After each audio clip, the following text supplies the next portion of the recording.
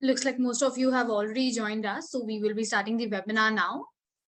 A very good evening, everyone. My name is Mahima Lal, and I am the part of engagement marketing team at Vired, and I'm your host for today's webinar. So everyone, before we move into the topic and we move into the webinar, a quick introduction to this platform, which is Vired. So everyone, Vired is a premium LearnTech company, which is the part of the larger Hero Group, which is on a mission to not only reimagine the way people learn, but also to build a better and a brighter future for themselves. So we at Vired equip our learners with the right skill set, the right knowledge, and the expertise that they need in order to find success. And as you all can see today, we are presenting a webinar on the topic India's next 25 years, the road to $30 trillion. And in order to present this webinar, we have Mr. Sumit Poddar with us. A very warm welcome, Sumit. And good evening. This personality don't need an introduction, but for those of you who don't know Sumit, a quick introduction about Sumit. So Sumit is the founder, chief investment officer, and a small case portfolio manager of Tikona Capital. He has over 10 plus years of experience in equity investments and portfolio management, and has worked with esteemed organizations like Aditya Birla, Sun Life, Star Union, Daiichi Life Insurance, and Tata Consultancy Services. He has managed over 2,000 CR of AUM with above, mentioned financial organization, and he holds the All India rank in Chartered Accountancy and have completed CFA level 2 and Bachelor's of Commerce from Mumbai University. A very warm welcome, Sumit, once again. Yeah, thanks, Mahima. Thanks. I mean, quite heartening to really talk about this topic. So with Sumit, we have Prateek Sharma here with us. Prateek is the subject matter expert with Vired for the finance programs that is offered by Vired.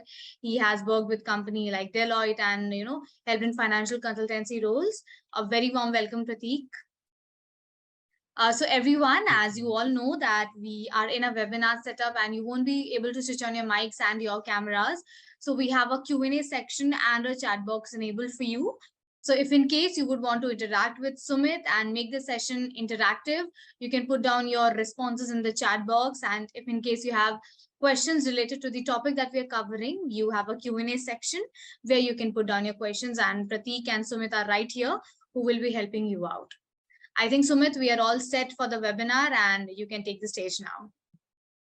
Yeah, thanks, Mahima. I'm pretty excited to really discuss about this topic, and I'm sure this topic covers or touches each one of us in terms of what is likely to happen as far as the next 25 years are concerned. So maybe the guys who want to really learn, or maybe who are really excited, maybe you guys can give a thumbs up in chat. That will be quite helpful. In the meantime, I'll share my screen.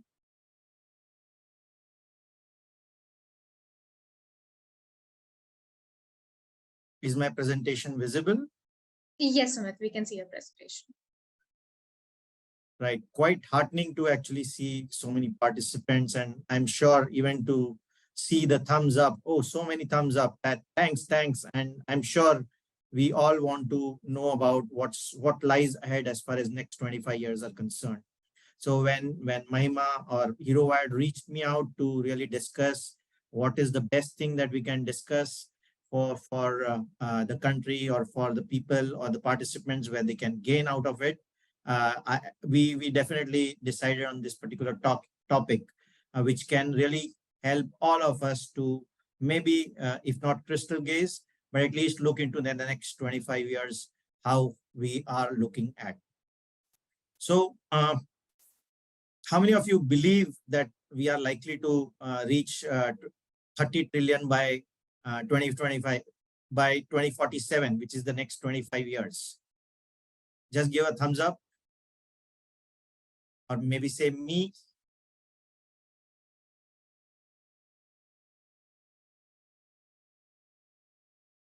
Interesting. So everybody believes it, but I'm sure you guys would be having questions of how we are going to reach as such.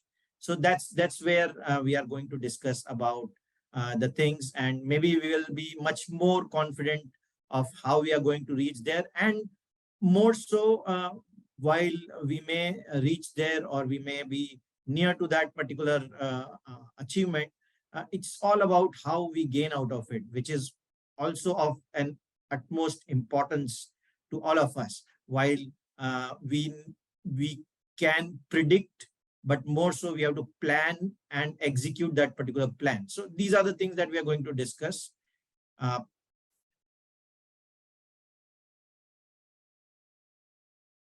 So just a brief, what our firm does, we are empowering customers to invest in high quality businesses and build a long-term portfolio.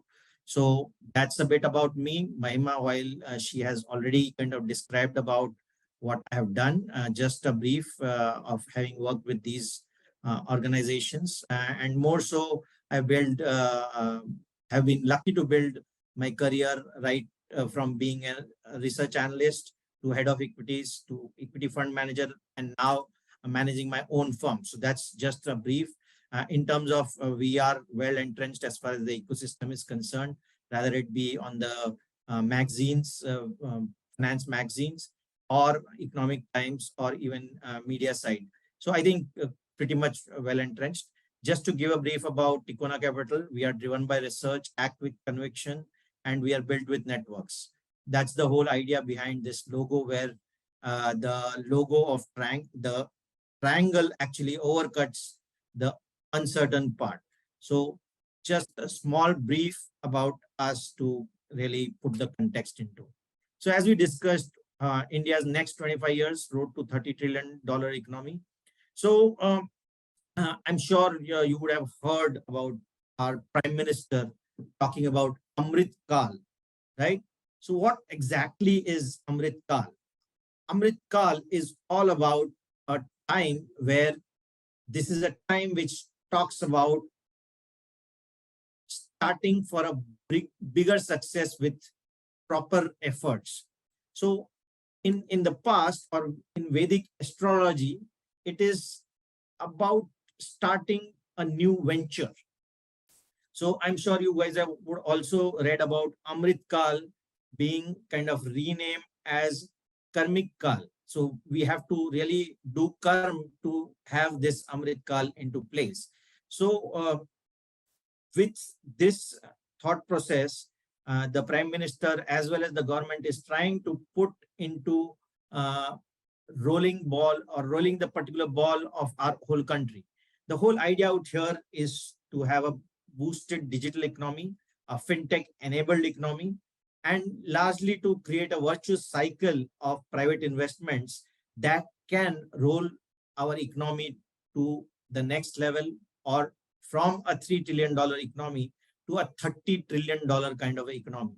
While they are looking for boosting investments, they are enabling the economy with digital fintech, as well as putting energy transition and climate action into place.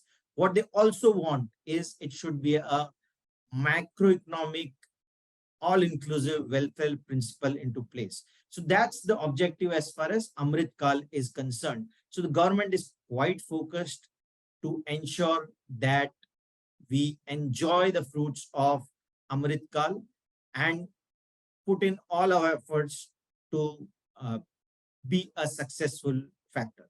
Even we at Tikona Capital believe, given the kind of government impetus that is there, a new cycle for India is kind of opening up, and which is what is going to create enormous opportunities of wealth creation, job opportunity creation, or the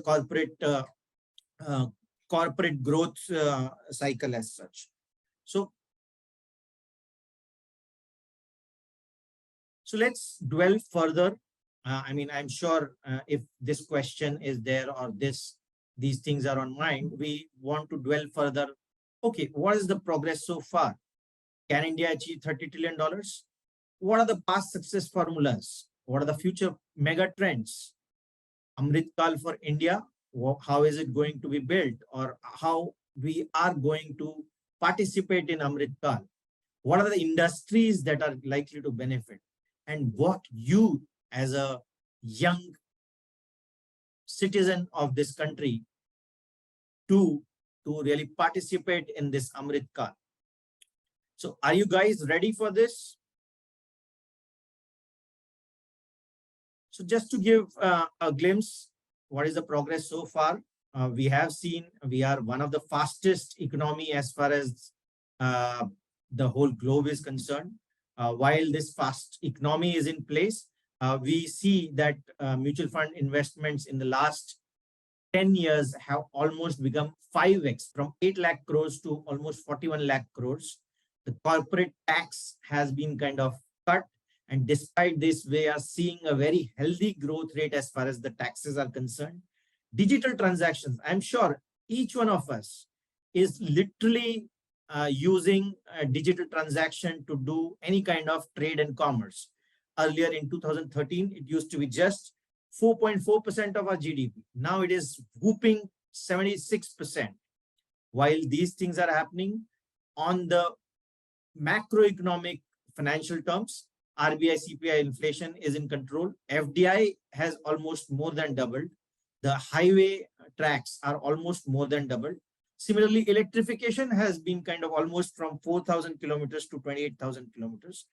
And GST collections, I'm sure everybody is seeing that GST collections are growing leaps and bounds at higher double-digit rates or high teens per se.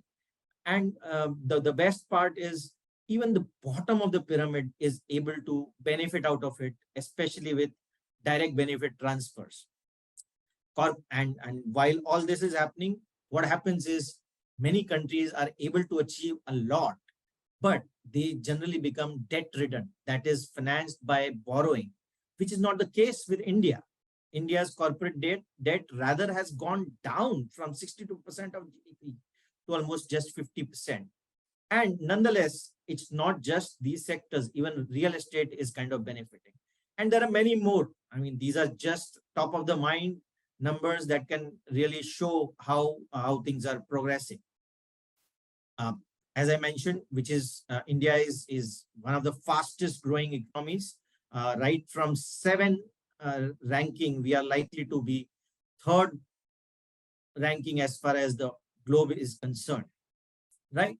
So that's where we are kind of placed as of now. So let's look at what exactly will be needed for having growth of to $30 trillion. We need to grow by 9%, a strong 9%. Currently, our growth rate would be somewhere around 6 to 7%. We need to accelerate that particular rate of growth and grow at 9%. So just to put a perspective, China grew almost 10% for 30 long years. Similarly, if you look at US, which has been kind of topmost economy of the world, has grown by 3% per annum for almost 50 years. And that's the reason they have reached there. So it's a daunting task, but at the same time, let's delve into what are the really drivers for our country.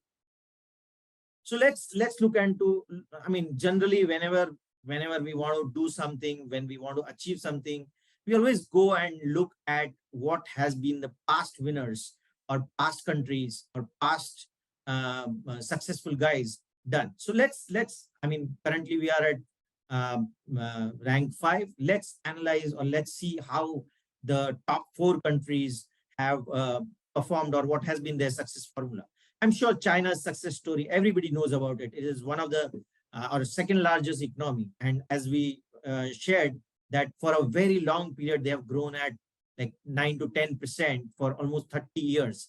They have taken out 800 million people out of poverty, and their per capita income, which is a per person earnings, they have shot up to almost $10,500.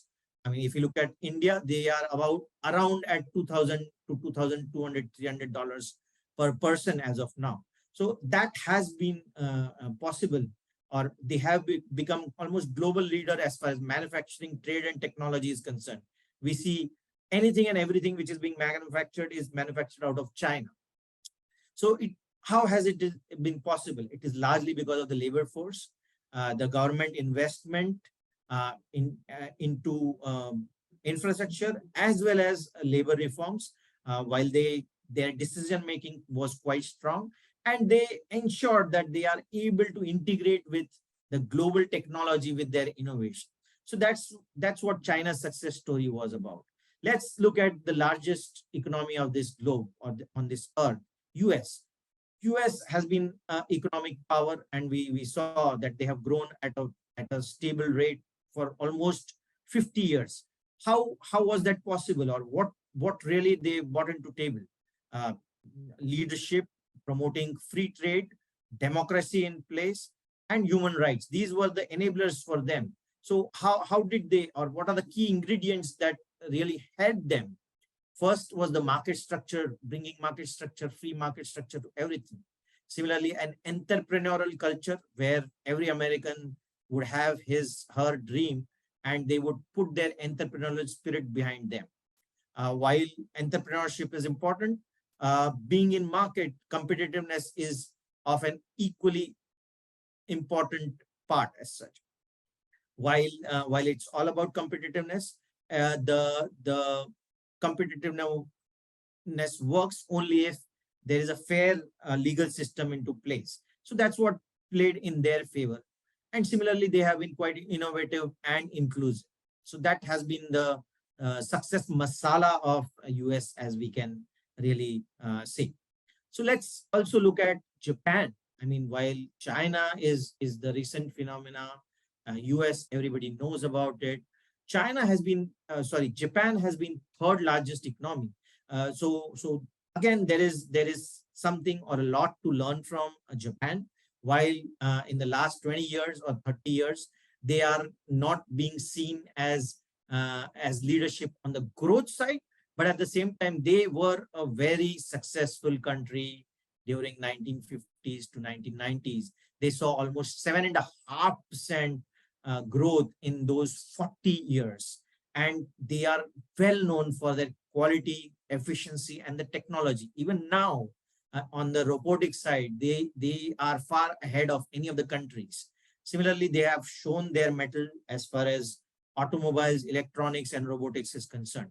So how that has been possible? It was disciplined, efficient investment rate, a cooperation between the governments and the businesses, a continuous improvement approach, and adaptation as well as adoption. So let's not confuse adoption with adaptation. These are two different things.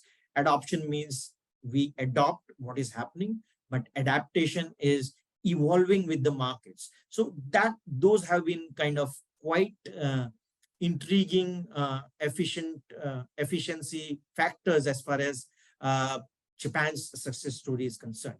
And fourth one, of course, Germany again is a successful country. They are fourth largest as far as their GDP is concerned. Since their reunification, they have again grown quite healthily. While the number looks quite small as compared to others, but they have been global leaders as far as exports are concerned. If you look at rather European economies are supported with the help of German economy, and they have been global leaders in exports, and especially in sector of machinery, chemicals, and automobiles. They have a very productive labor force, and they focus well on the export side. It's a social market economy and not necessarily a capitalist oriented economy.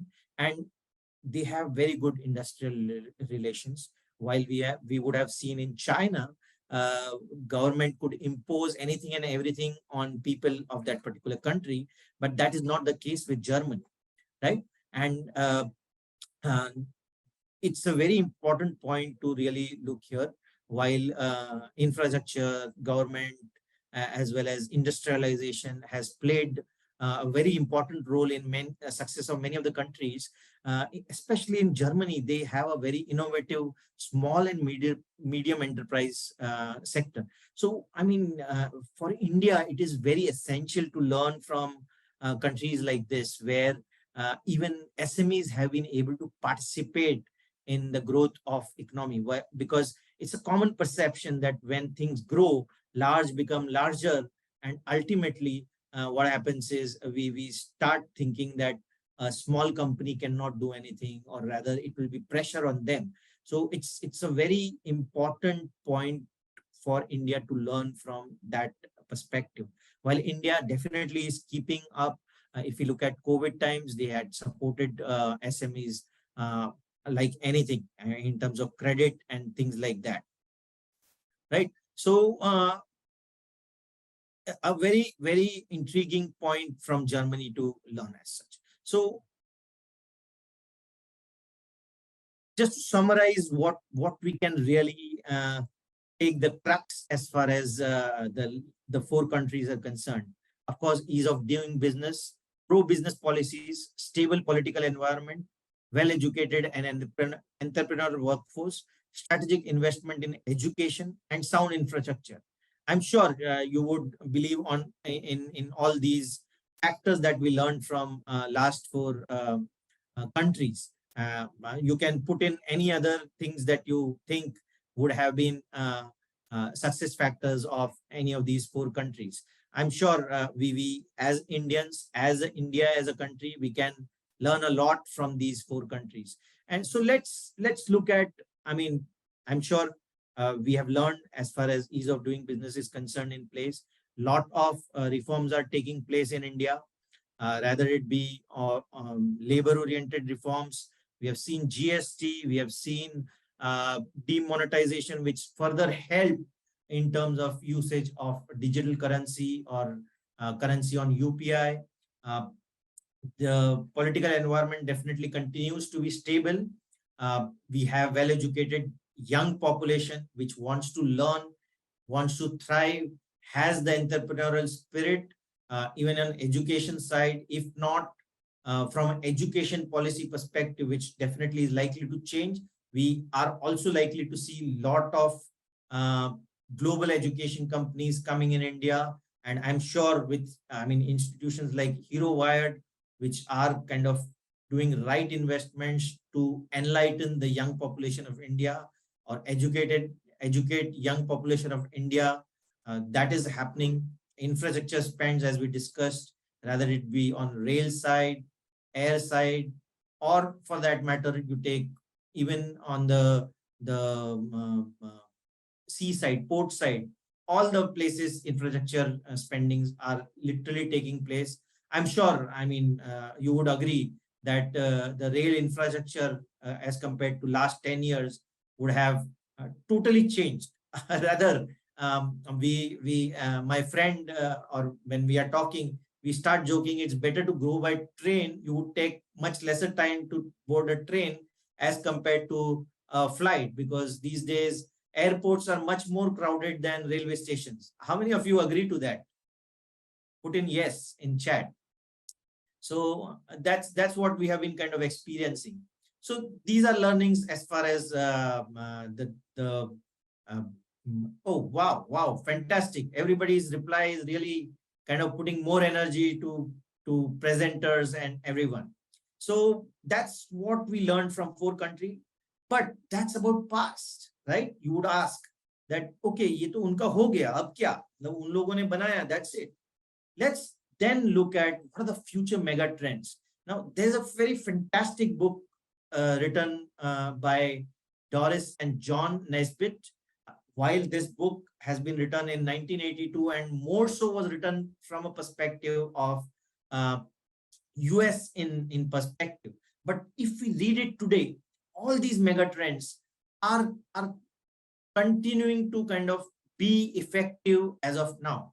While the mega trend itself means something which is valid for 50, 100, 200 years. And that's what the perspective was of the authors to put this into picture as such.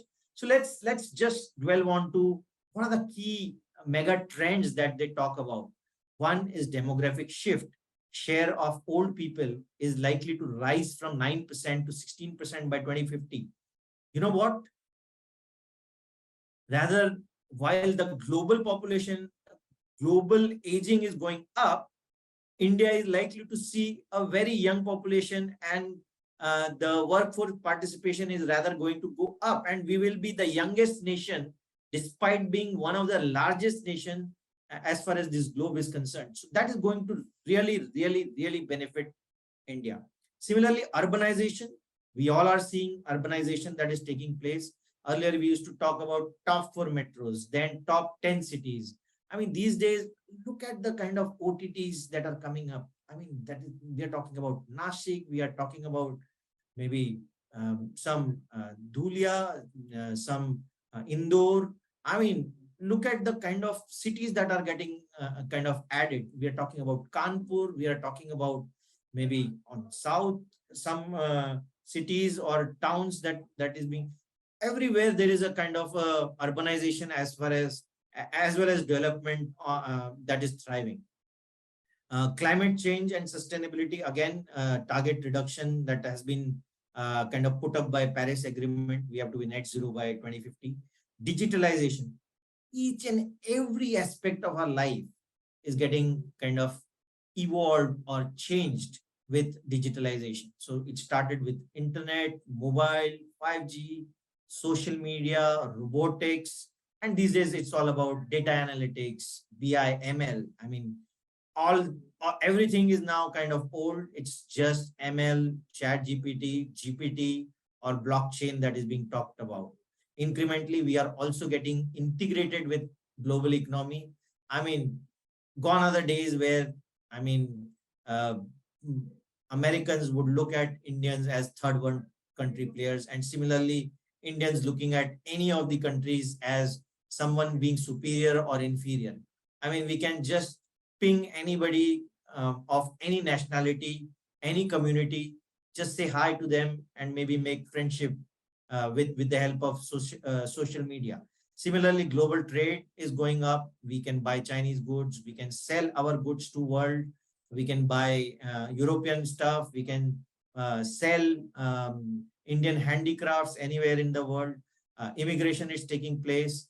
We see a lot of Europeans, Americans, Indians, anywhere and everywhere as such. Same is the case. We are sharing our knowledge, our IPs, cultural, political, and spiritual. Everywhere globalization is kind of, and integration is taking place. Similarly, the wealth and power is shifting. I'm sure everybody is seeing that in the last maybe 6 to 12 months, whole internet is being kind of taken up by the power of Indians.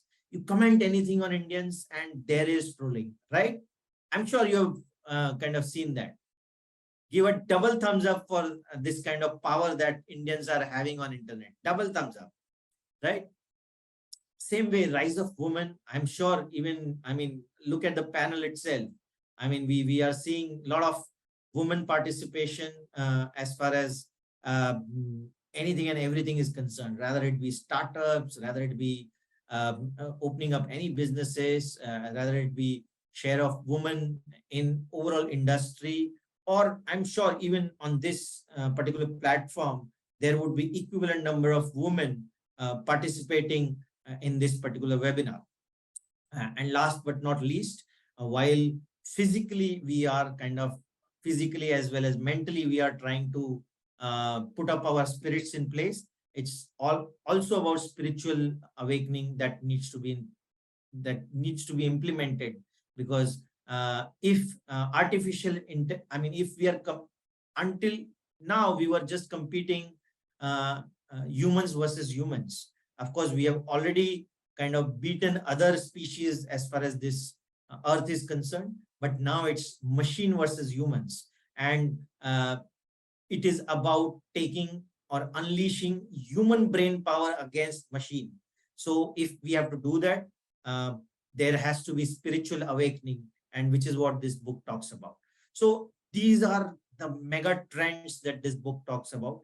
And as we discussed, that it's not just the past which matters, even future matters. And in all of these aspects, I'm sure India is playing a fantastic role. Demography, we discussed, we are going to be the youngest nation. Urbanization, every day we are seeing a new city being talked about, or new city seeing a fantastic growth. Digitization, I think nobody can beat Indians as far as technology and digitization at scale is concerned, right? Globalization and integration definitely is taking place. While we are just 3% as far as global trade is concerned, we would with the high growth rates be able to get into trade. But in terms of people, we are already seeing that topmost companies are being headed by Indians. So while commerce and trade, we might not have been globalized as much as China or many other large countries, but in terms of talent, in terms of people, we are very much there. Shift of wealth and power, definitely. I mean, we are seeing so many wealthy uh, entrepreneurs in place, and in top 10, top 20 wealthy Indians, rather rather in the last 24 months, we saw the charts being topped up by an Indian, right? So we are seeing that shift as far as wealth and power is concerned. Rise of women, I think it's omnipresent. We can say that everywhere this effect is being seen as far as India is concerned. And lastly, as I shared, spiritual, we are rather the leaders on yoga side, or for that matter, meditation or stuff like that is concerned. So, how does India look positioned for Amrit Kal, right? We discussed all 4 countries. What are the ingredients? Those ingredients being there as far as India is concerned.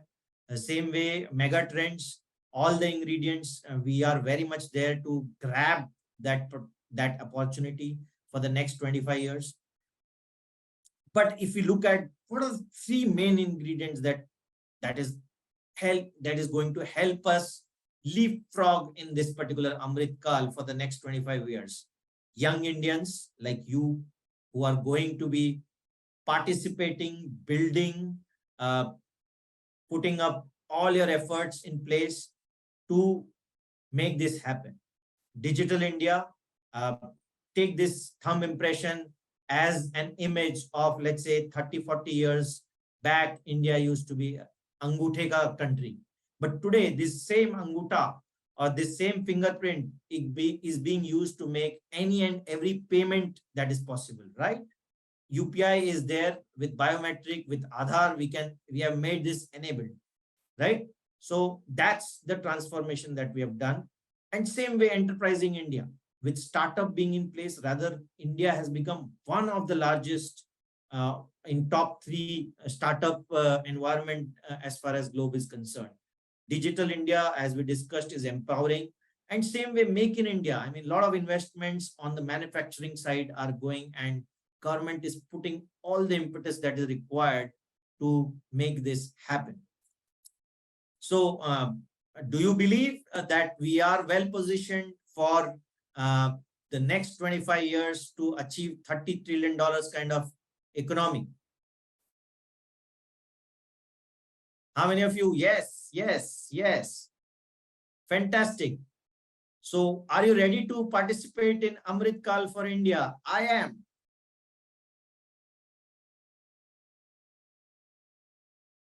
So as I shared, I mean, we are 17.7% of the world population and just 3% of the global trade. Median age is just 28 years. We are going to be the largest working age population. Dependency ratio, which is the ratio of elderly to young people, again, that is likely to decline to 47%. And we are the largest English speaking population on the planet. Which language does the technology understand? I think it has become a boon for us. While technology can throw output in any language, but it understands just, I mean, largely English. And we are one of the largest pool of English writing, speaking population. So, I mean, rather, this situation has created a fantastic combination of English speaking population and the technology boom that is taking place, right? So we are placed the best as far as this. So what are the key themes that we as a investment firm are kind of bullish on? Financialization, which is totally driven by credit penetration, financialization of savings, privatization of banks, technology boom. I mean, it is fintech, IT services, disruptors and tech adopters. Similarly, consumerism. I mean, with the income per capita, which is at $2,000 currently, is likely to explode. I mean, with population growth being just 1 to 2% and GDP growth rate at 10% or 9 to 10%, we could see that GDP per capita shooting up like anything. And when it has been seen in the past that whenever an economy passes this $2,000 kind of number, the consumption really explodes, right? So I'm sure you would have, even you would have seen, roti kapda makan ho gaya to kya karne ka, incremental cheese jo hai wo, incremental investments would go into savings in mutual funds, savings maybe or maybe spending on auto, spending on two-wheeler, four-wheeler, spending on good clothes, good outings, tourism, as well as using it for large discretionary spends. Similarly, another big trend that is taking place is formalization from unorganized to organized, right? We have already seen GST collections kind of shooting up. We all have started using branded stuff from branded companies. So all the unorganized players are unfortunately have to really vacate the space, and there is a lot of consolidation that is taking place, and organized shift is taking place. Same way, clean energy is another area that is likely to benefit with electric vehicle ecosystem and renewable energy ecosystem. And globalization, as we discussed, I mean, all the PLI schemes or benefits that are being given are likely to help have a large manufacturing sector in place. So net, these themes are likely to benefit a lot, and these are going to create mega opportunities of value creation and snowball effect as far as India's stack is concerned. So those are the themes. Now coming to what I mean, themes and sectors that are likely to benefit. We are seeing a fantastic, vibrant startup ecosystem, and it's not just the ecosystem about the startup. And even the larger companies are getting larger. So take the case of the largest company in this country, which is Reliance. Even Reliance is very active as far as the startup space is concerned. They are investing in startups and trying to create an ecosystem which can build up integrated outcome for their group on the consumer side. Same way, take the case of Tata's. They have been a long-standing business house. They are investing in Tata Neo, which is again a startup ecosystem, and building up very large businesses out of startups. So there is a very vibrant ecosystem, and in startup, I'm sure you would realize that any person having the skills to do business can really start it. It's not about like you need to have legacy like in past as such, right? But at the same time, it's all about having the skills to start that, even if you are doing job or doing a startup. We need to have right skills in place, which is what is an extremely important part, right? So it's not just startups, it's within startups, fintechs are really thriving, rather it be Razorpay or Lending Card or Faircent or I mean Turtlemint.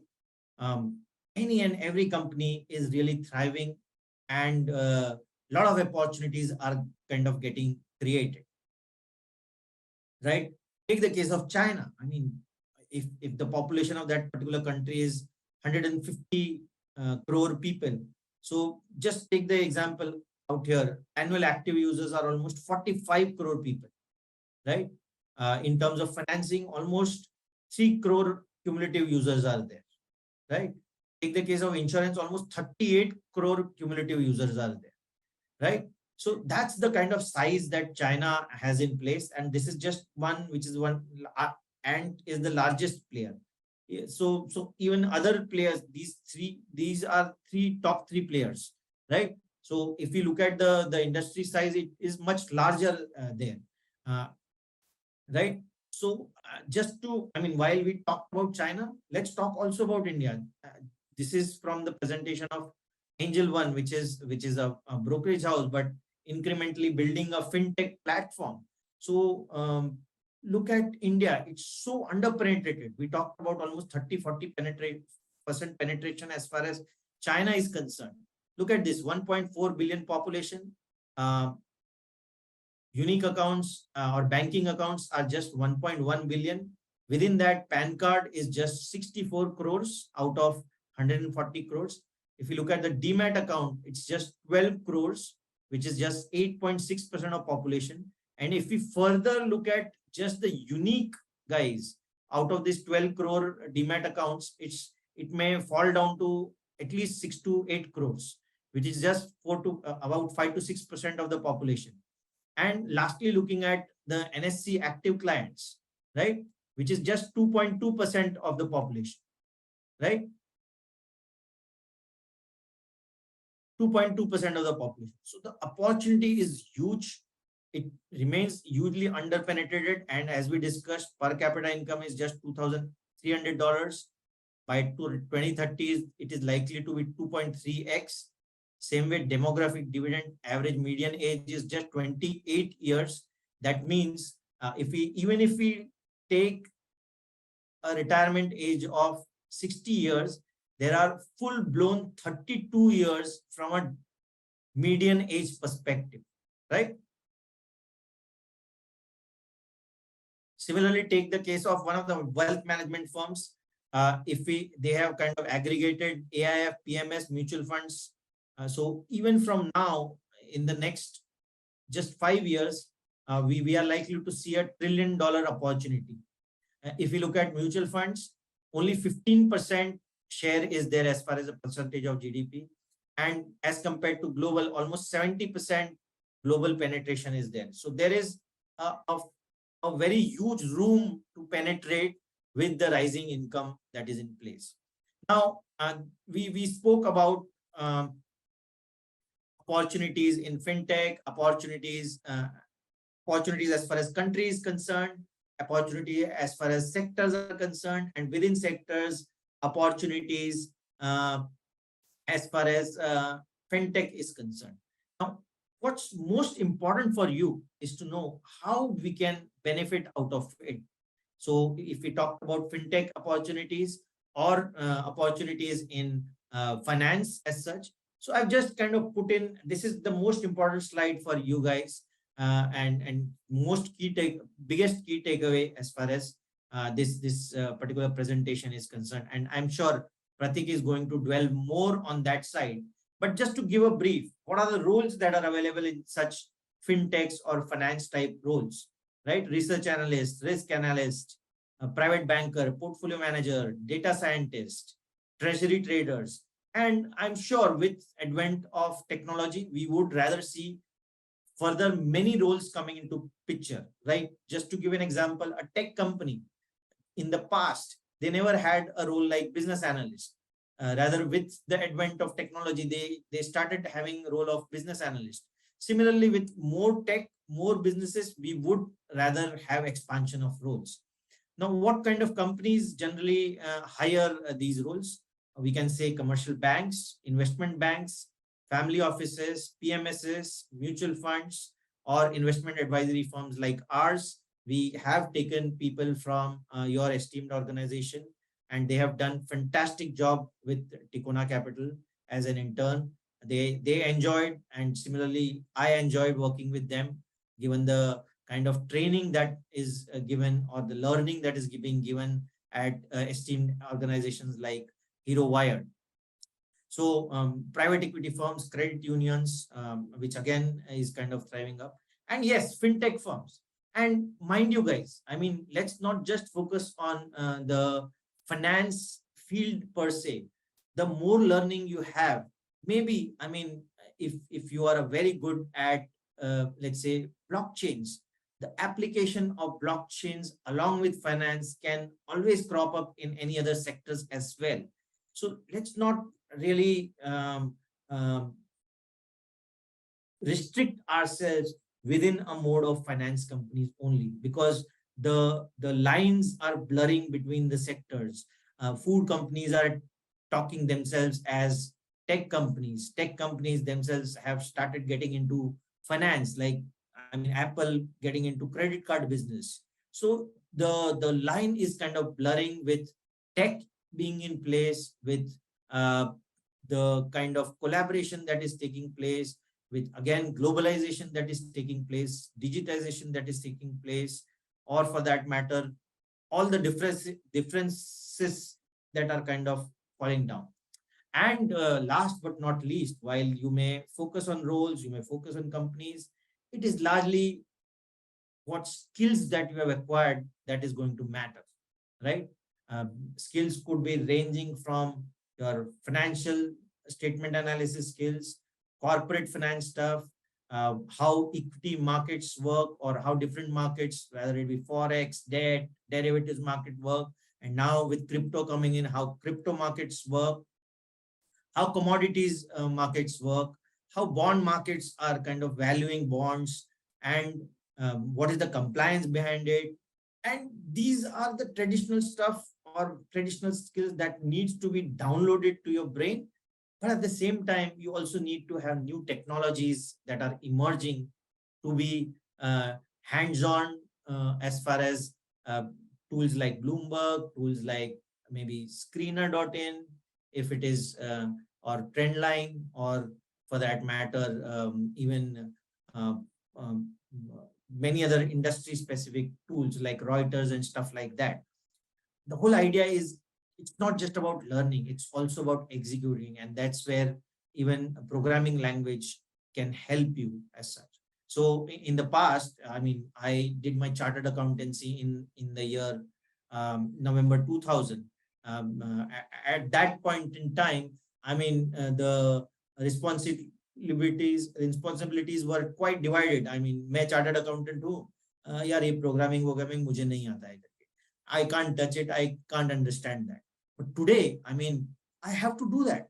At least conceptually, it should be clear. At least if I want to implement some of the things, it should be clear. And yes, I mean, when I'm hiring new guys, I'm looking whether they are knowing programming or not. Despite the role being of research analyst, I do ask whether you know Python. And it's not just about knowing Python, whether you know application of Python, whether you know Excel well, and within Excel, you know VBA well or not.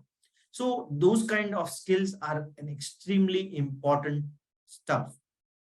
So I'll just take you to one of the books by Yuval Nahari, who talks about what are the major skills that will be required for a person in next or 21st century.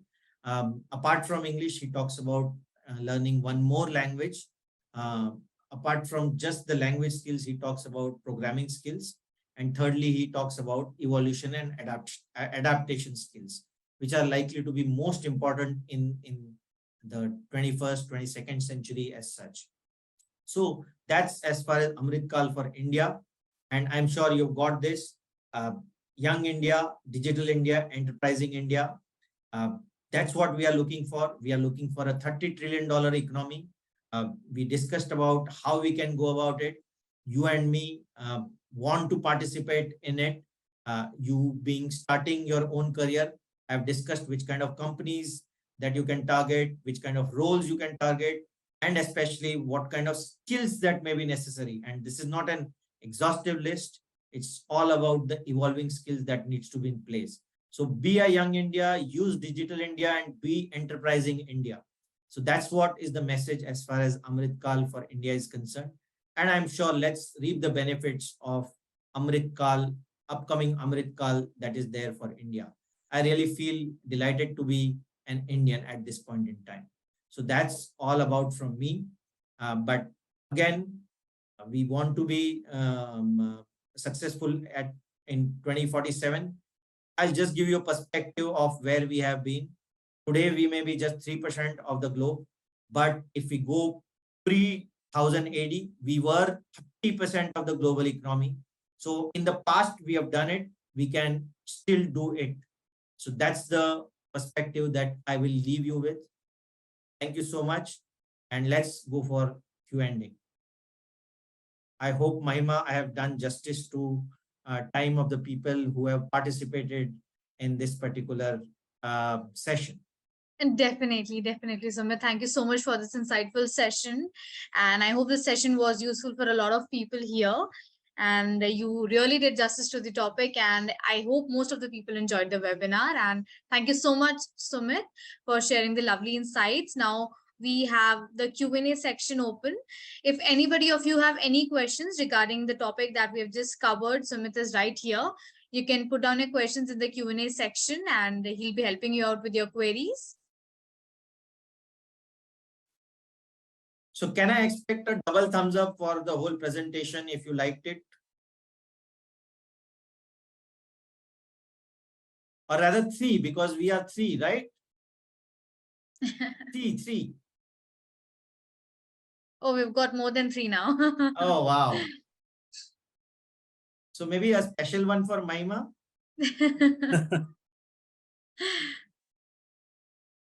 Any questions, anyone? Fantastic. Let's have questions as well.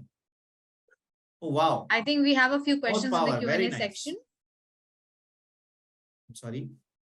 Sumit, we have a few questions in the Q&A section. Sure. Can Q&A will be like, just a second. Sure. I'll stop sharing my, okay, just a second. Is this,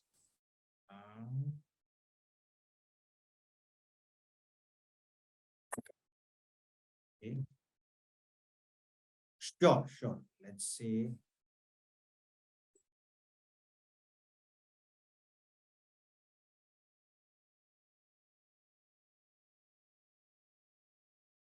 So what happens? I mean, there is one question whether it is nominal or real. Nominal and real generally, I mean, on an annual basis, nominal and real comes into picture.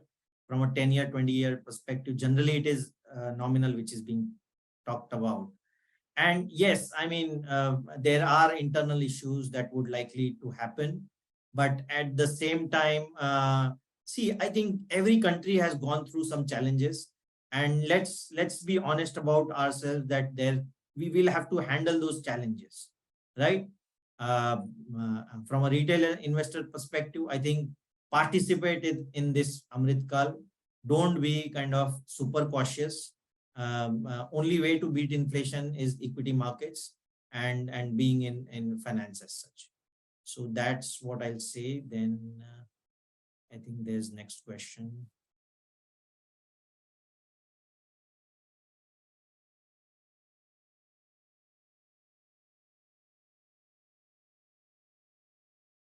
So again, some SDLs being talked about, competitive populist measures.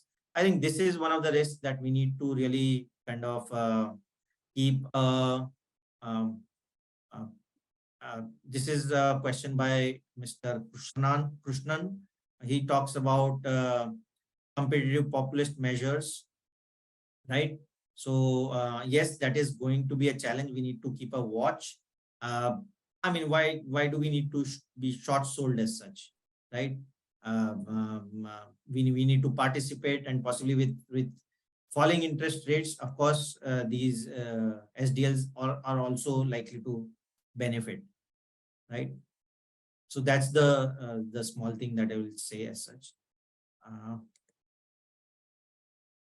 Thank you, Shweta, for the compliments of energetic session. Thank you. I think about the sectors that will grow massively in coming years. We discussed, I mean, all the sectors, which is consumerism, technology, even your unorganized to organized play, all branding plays are there, are likely to benefit out of it. Right. So AIF is, Sachin has a question. AIF, it's not just AIF. I think all the all the instruments are likely to kind of help as such. It's not just AIF, Sachin. What will be the political stability role for achieving this? So I have this question from Rakesh Rai. What will be political stability role for achieving this? Rakesh, I don't know where you are from, but I'm sure we have started living with it, right? Earlier, now every Indian wants to be a successful global citizen. So while political stability is definitely important, in the last 10 years, we have already seen what are the benefits of political stability. You and me as a voter needs to ensure that we vote for our future. I'm not asking for voting a particular party or anything.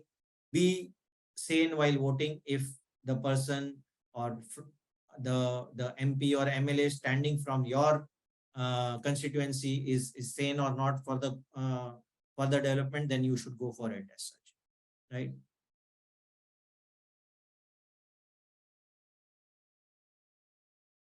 What can be steps to increase Indian exports? I think we are already working on it in terms of PLI scheme. We are there. In terms of increasing competitiveness, we are there.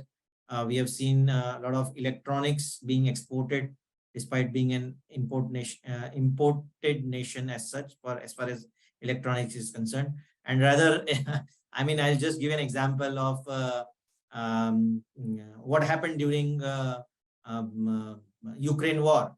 With crude going up, rather we should have got hurt a lot. We have started exporting crude these days because we can import crude from Russia at a discount and kind of refine it, and now we are exporting to European countries. So I think those anti-fragile ideas have come up as far as India is concerned, where a weakness rather has become a strength, right? So next question. I think a lot of people have this question on political instability. I think you guys have the answer, boss. You go for vote. I mean, the biggest problem with this country is people who understand what voting means do not go for voting, and people who get freebies go for voting, and then ultimately these fortunes change. So it is in your hands. I mean, we talked about Young India. While Young India is there to skill up and grab these jobs, but Young India also has to come forward and go for ensuring that everybody and anybody who understands the politics, who understands which person is going to be beneficial for country, go and vote for it. Then there is no question of political instability, right?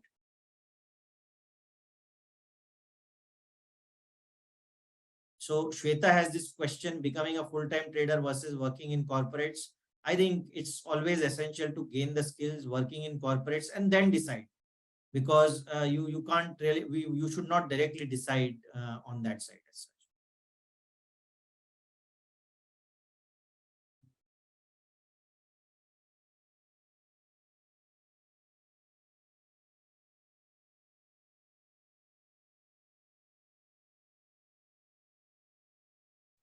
For capital, I didn't get this question. I know. Sumit, we have a question from Nikhil Bansal in the Q&A section. Yeah. How do you anticipate AI to change the emerging fintech landscape? See, incrementally, it is going to be AI plus HI, artificial intelligence plus human intelligence. Definitely, it is going to change the fintech space. All the fintechs are looking to implement artificial intelligence into their systems, rather it be onboarding, rather it be recommending, rather it be behavioral analysis of the users, and things like that. So ultimately, it is likely to change every aspect of the fintechs. And similarly, as you and me, who is either looking at participating in fintech, we need to have those AI skills with us to understand what is to be done going forward. So yes, very exciting times. And I don't think that AI is going to kill fintechs or anything like that. Rather, AI is going to kill fintechs who are not adopting AI as such. I guess, Sumit, we have covered most of the questions here. And if in Sure, case sure. any of your questions have not been answered, our team will be reaching out to you, who will be helping you out with the right, information regarding your question. Thank you so much, Sumit, for being on board for this webinar. It was lovely to have you here, and I hope you did the. I hope everyone liked the session, and you definitely did the justice to the topic.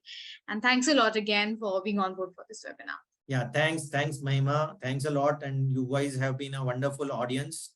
If you want to follow me up, I mean, I am there on the web. You can kind of log on to our website.